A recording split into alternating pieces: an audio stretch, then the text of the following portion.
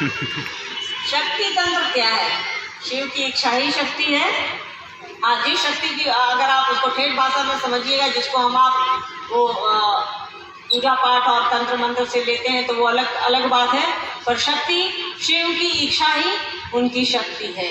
शिव की जैसी इच्छा होगी वैसी चीज़ें, वैसा एक्ट होता है, वैसा काम होता है, तो उसको हम आप शक्ति कहते हैं। शिव की इच्छा ही शक्ति। शक्ति मतलब एक ताकत। शिव की इच्छा ही उनकी ताकत है और इसका एक अपना विज्ञान है। ये पूरी तरह से प्रेम पर आश्रित है। आप इसको ऐसे समझ सकते हैं कि शिव का भगवती से प्रेम और भगवती का शिव से प्रेम, ये साहब का दीदी से प्रेम या दीदी का साहब से प्रेम। प्रेम में आपको लगेगा कि कुछ छुपा है, पर यहाँ छुपा कुछ भी नहीं है। यह शास्त्रगत शब्द है, शक्ति रहस्य। यह रहस्य जैसा कुछ भी नहीं है। प्रेम में तो कुछ भी छुपता नहीं है, सब कुछ ओपन है, सब पर से पर्दा उठा रहता है। उत्पत्ति स्थिति, तो ये परमात्मा की क्रियाएं हैं। जो वही परमात्मा जो हमारा आपका गुरु है, ये उसकी क्रियाएं हैं। सोचना, हमको और आपको बनाना और जीवन चलाना और फिर उसको वापस जीव को शिव की ओर ले जाना, तो वो वही कुर्सी बदलते हैं। परमात्मा अपना काम कर रहे हैं। धरती चल रही है, सृष्टि कर रहे हैं, धरती चल रही है, फिर नरसंहार हो रहा है ना। ईश्वर के 3 काम है ना, हमको आपको सभी पता है। पर एक और भी काम है, जो गुरु की कुर्सी पर वही ईश्वर बैठते हैं, तो वो जीव को शिव की ओर ले जाते हैं। परमात्मा को क्या फर्क पड़ता है हम आप दुखी हो जाएं? उसको कोई फर्क नहीं पड़ता। पर गुरु को फर्क पड़ता है कि आज उसके विद्यार्थी को बुखार लगा है, स्कूल नहीं आया है।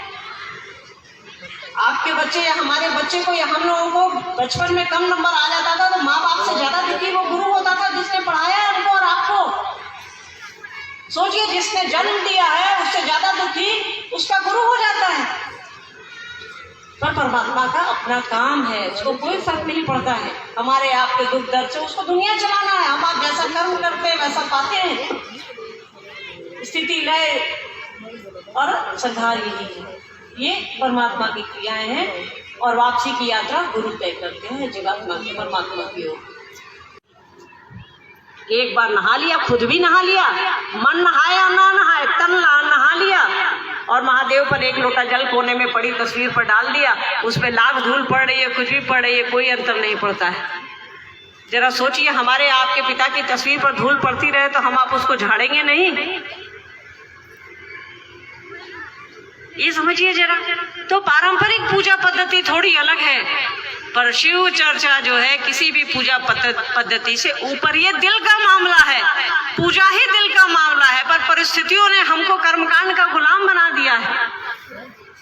पूजा पद्धति ईश्वर से प्रेम है, परमात्मा से प्रेम है, जो महादेव है, जिनको महेश्वर कहा गया, महादेव कहा गया है, उमापति कहा गया, जिनकी घरों में, हमारे आपके घरों में पूजा होती है।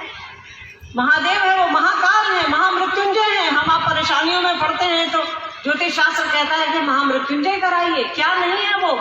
तो उनको हम आप एक कोना पकड़ा दिए हैं, भैया तुम यहाँ रहो, तस्वीर में दिख रहे हो कि शिवलिंग है, ये है, वो है, और बस एक बार नहला धुला दिए, मकुंदाना मिश्रदाना कुछ भी जो चढ़ाना है चढ़ा दिए या नहीं चढ़ाए, हो गया।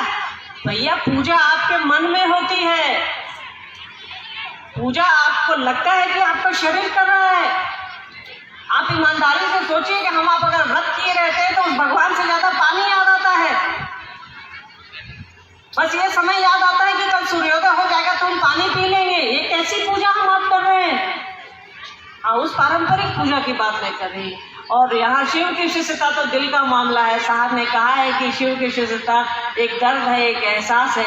यहाँ आपको लगेगा कि करने जैसा है, और करते हम आप कुछ नहीं है, बस प्रेम करना है। साहब ने लिखा है शिष्यानुभूति में कि मनुष्य के सहज प्रेम से परमात्मा लभ्य है।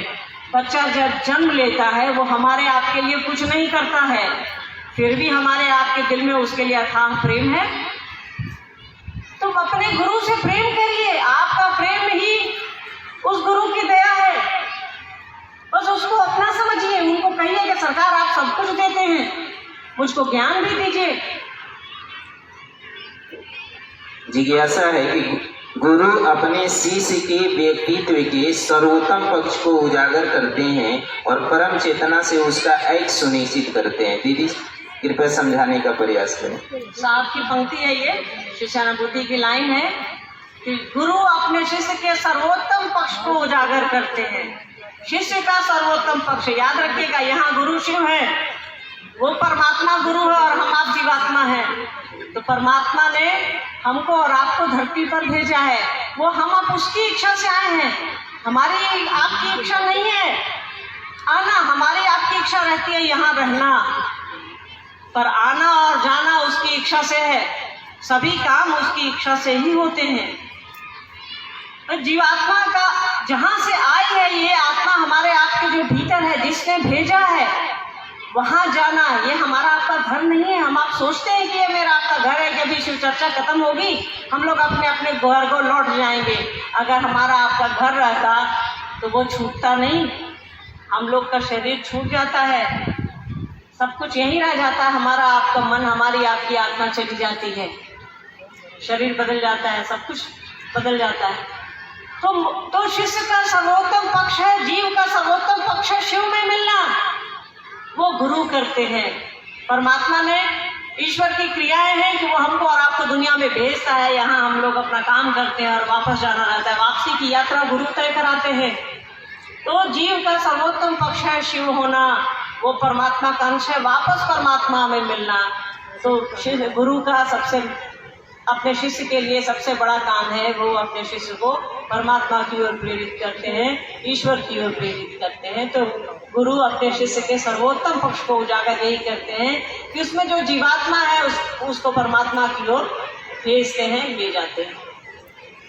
देखिए, आपने शिव को गुरु बनाया है और आपके घर में परेशानियां नहीं जा रही हैं, तो देखिए कुछ ऊंच नीच हर घर में होता रहता है यार, हर घर की समस्याएं हैं। जो सबसे अमीर है उसके पास भी समस्याएं हैं, जो सबसे गरीब है उसके पास भी समस्याएं हैं। ये जगत है, समस्याएं यहाँ लगी रहती हैं, बस मन को बुलंद करना है और महादेव पे अपनी कोशिश करिए और भरोसा महादेव पर रखिए, साहब दीदी पर रखिए, समस्याएं दूर होगी। ठीक, देखिए आप गुरु तो महादेव तो समान है नहीं, यहाँ से उठाइएगा वहाँ रखिएगा, वहाँ से उठाइएगा वहाँ रखिएगा। अबे जीवन है, ये जगत है, उथल पुथल लगा ही रहता है। मेरे मन का कोई ऐसा घर ले आइए जो मैंने सवाल जहाँ कोई दुखी नहीं, जहाँ किसी की मौत नहीं हो, जहाँ कोई सुखी नहीं, जहाँ किसी के यहाँ खुशियाँ ना आई हो। जगत है यार, लगा रहता है यहाँ। दिन है, अभी दोपहर, अभी धूप तेज है, 2 घंटे बाद छाया हो जाएगी। अब कहिएगा छाया क्यों हो गई? ये भी तो उथल पुथल हो गया ना, धूप से सीधे छाया में आ गए, तो अचानक सब कुछ उथल पुथल होना मतलब बदल जाना। तो ये तो जगत है, ये लगा रहता है। हाँ, महादेव के सानिध्य में रहिएगा तो ये जो उथल पुथल है इसमें भी आनंद है, इसमें भी मजा आएगा। शिव के साथ लगे रहिए, जगे रहिए। साहब दीदी को ही देखिए ना, उनके जीवन में क्या उथल पुथल नहीं हुआ। माँ जीवन भर महादेव की बात करते रह गई, सबसे ज्यादा महादेव का काम करते रह गई और 50 साल में शरीर छोड़ गई। हम लोगों के जीवन में उथल पुथल नहीं हुआ। हर आदमी के जीवन में उथल पुथल होता है यार, जगत है, ये लगा रहता है।